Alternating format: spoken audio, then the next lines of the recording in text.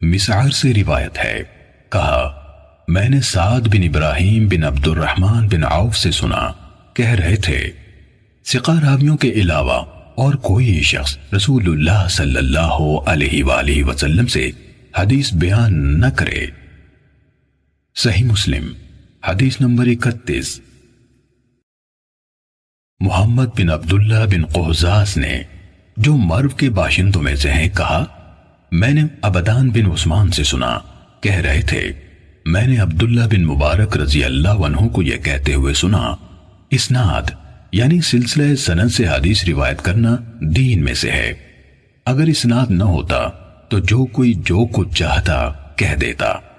امام مسلم رحمہ اللہ نے کہا اور محمد بن عبداللہ نے کہا مجھے عباس بن ابی رزمہ نے حدیث سنائی، کہا میں نے عبداللہ بن مبارک کو یہ کہتے ہوئے سنا، ہمارے اور لوگوں کے درمیان فیصلہ کن چیز بیان کی جانے والی خبروں کے پاؤں یعنی سندیں ہیں، جن پر روایات اس طرح کھڑی ہوتی ہیں جس طرح جاندار اپنے پاؤں پر کھڑے ہوتے ہیں۔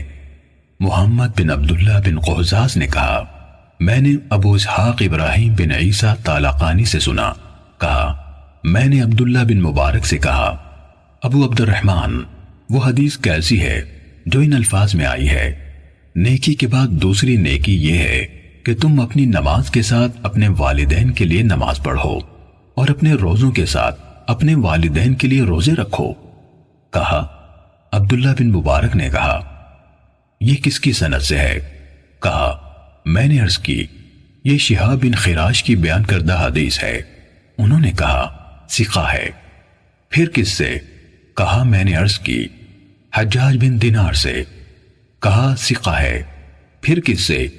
کہا میں نے عرض کی رسول اللہ صلی اللہ علیہ وآلہ وسلم نے فرمایا۔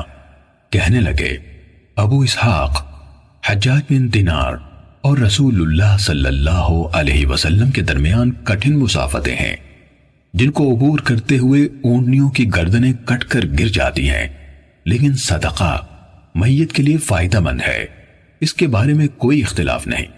محمد نے کہا میں نے علی بن شقیق سے سنا، کہہ رہے تھے میں نے عبداللہ بن مبارک کو سب کے سامنے یہ کہتے سنا عمر بن ثابت کی روایت کی ہوئی حدیث ترک کر دو، کیونکہ وہ سلف صالحین کو گالیاں دیا کرتا تھا۔